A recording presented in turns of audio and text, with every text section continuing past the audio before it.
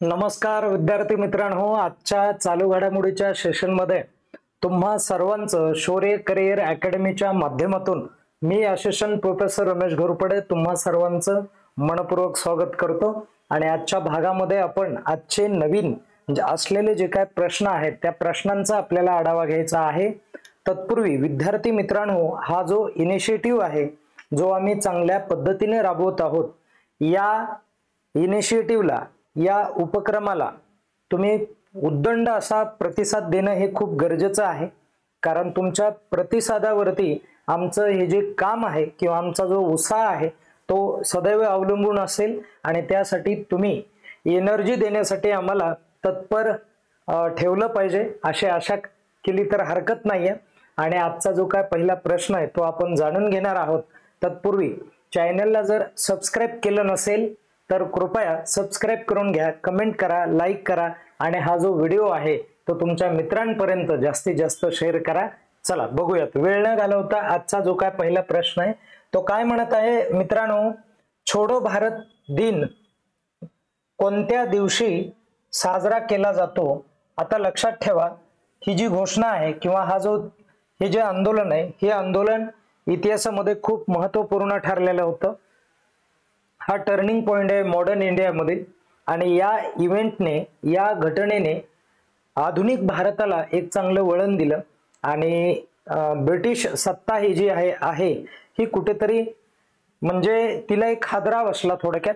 आणि हे जे आंदोलन आहे हे 1942चं आहे आणि 1942ला आणि ती तारीख काय होती तर 8 ऑगस्ट होती मित्रांनो। 8 ऑगस्ट 1942ला मुंबईच्या गवालिया टँक मैदानावरती महात्मा गांधींच्या माध्यमातून या आंदोलनाची घोषणा करण्यात आलेली होती। आणि या आंदोलनामध्ये असंख्य राजकीय नेत्यांनी भाग घेतलेला होता। त्यामध्ये प्रामुख्याने पंडित जवाहरलाल नेहरू असतील, सुभाषचंद्र बोस असतील, सरोजिनी नायडू देखील आहेत यामध्ये महिला म्हणून। ओके, अशा असंख्य नेत्यांनी या आंदोलनामध्ये भाग घेतला आणि देशाला कसं स्वातंत्र्य मिळेल या मतावरती किंवा या मुद्द्यावरती हे सर्वजण एकत्र आलेले दिसतील। आणि देशाच्या प्रगतीसाठी, देशाच्या स्वातंत्र्यासाठी या लोकांनी महत्त्वपूर्ण काम केलेलं इथे बघायला मिळतं। आणि मित्रांनो, त्यानंतर पुढचा जो काय टप्पा आहे याच आंदोलनामध्ये काय झालं तर या आंदोलनामध्ये महत्त्वाचा मुद्दा म्हणजे असं की एक घोषणा करण्यात आलेली होती आणि जी घोषणा महात्मा गांधींच्या माध्यमातून करण्यात आलेली होती ती घोषणा मला आजच्या दिवस जरा कमेंट मध्ये सांगा काय आहे, तर कोणती घोषणा केली होती ते कृपया आपण कमेंट कराल अशी आशा करतो। आणि आपल्या या प्रश्नाचं उत्तर काय असणार आहे? Option number C. आणि काय आहे ते तर 8 ऑगस्ट हे असणार आहे मित्रांनो। आपण थोडंसं पुढे जाऊयात, नंतरचा जो काय प्रश्न आहे तो काय आहे बघा। या प्रश्नामध्ये काय सांगितलंय की ऑस्ट्रेलिया पर्यटन मोहीम ही जी ऑस्ट्रेलिया या देशातील जी पर्यटनासाठी काढलेला हा जो उपक्रम आहे या मोहिमेमध्ये ऑस्ट्रेलियाची जी काय जनता आहे ही जनता मोठ्या प्रमाणावरती प्रेरित व्हायला पाहिजे आणि जे काय पर्यटनाचं जो काय उद्योग आहे तो वाढीस लागायला पाहिजे। यासाठी काय करण्यात आलेलं आहे बघा, तर या मोहिमेची सुरुवात करण्यात आली आणि या मोहिमेची ब्रँड अँबॅसेडर कोण आहे किंवा कोणाची नेमणूक केली त्या पदावरती, तर त्या पदावरती मित्रांनो सारा तेंडुलकर यांची नेमणूक करण्यात आलेली आहे। आणि ही कुणाची मुलगी आहे तर सचिन तेंडुलकर यांची मुलगी आहे। ओके, आपण थोडंसं पुढे जाऊयात। नंतरचा प्रश्न बघा, कर्तव्य भवन 3 हे जे आहे हे कर्तव्य भवन 3 याची जी इमारत आहे किंवा याचं जे उद्घाटन आहे ते कोणत्या नेत्याने केलंय ते तुम्हाला सांगायचं आहे। तर ते कोणत्या नेत्याने केलेलं आहे तर भारताचे आदरणीय पंतप्रधान नरेंद्र मोदी यांनी केलेलं आहे। आता तुम्ही मला काय करायचं माहितीये का मित्रांनो, तर कमेंट मध्ये सांगायचं की हे जे कर्तव्य भवन 3 जे आहे याची जी इमारत आहे ही कोणत्या शहरामध्ये आहे ती मला कमेंट करून सांगा। ओके, नंतर बघा ध्रुव स्पेसचा, आता ध्रुव स्पेस काय आहे? एक अवकाश संशोधन संस्था आहे जी खाजगी संशोधन संस्था आहे मित्रांनो। तर या ध्रुव स्पेस पहिला व्यावसायिक म्हणजे या ध्रुवा स्पेस या कंपनीचा पहिला व्यावसायिक उपग्रह कोणत्या संस्थेच्या मदतीने अंतराळात पाठवला जातो किंवा जात आहे, तर तो इस्रो या संस्थेच्या माध्यमातून पाठवला जात आहे. इस्रोची मदत घेतली जात आहे आणि इस्रो ही आपली महत्वपूर्ण संशोधन संस्था आहे. मित्रांनो, इस्रोचा तुम्हाला संस्थापक जो काय आहे किंवा त्याला आपण स्थापना म्हणूयात, आणि ती जी स्थापना आहे ती केव्हा झाली आणि या इस्रोचं मुख्यालय कुठे आहे हे मला तुम्ही एकदा कमेंट करून सांगा.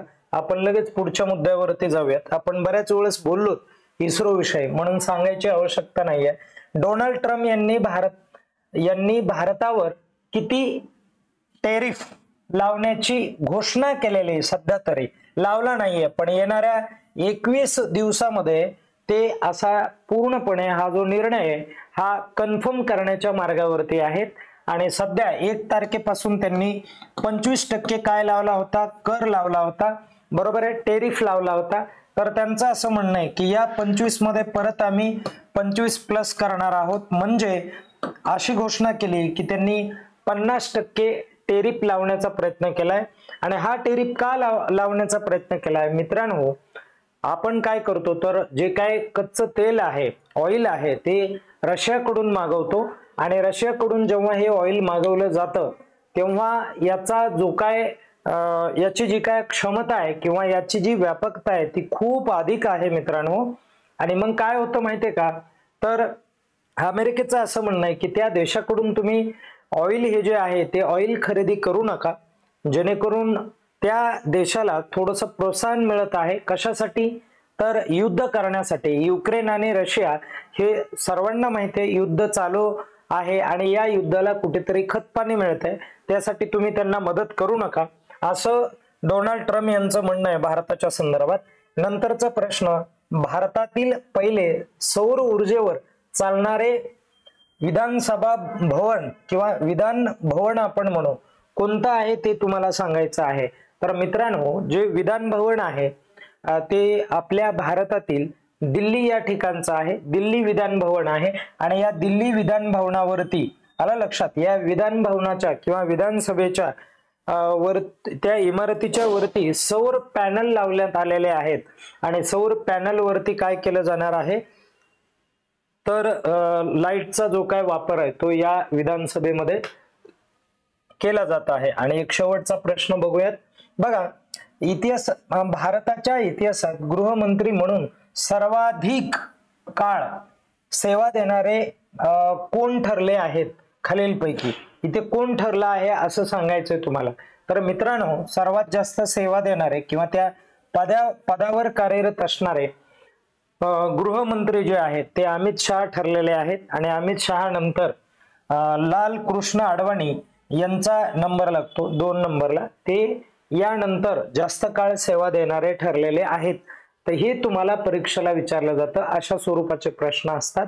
त्यासाठी आपलं जे काही चॅनल आहे ते आवर्जून सबस्क्राईब करा आणि दररोज आपले जे काही लेक्चर आहेत ते इथे येत असतात या चॅनलवरती. आणि तुम्ही या लेक्चरचा व्यवस्थित अभ्यास करायला हवा आणि चांगल्या पद्धतीने तुमचं भविष्य सुधरेल अशी आम्हाला आशा करता येईल. आणि या ठिकाणी आपण थांबूयात.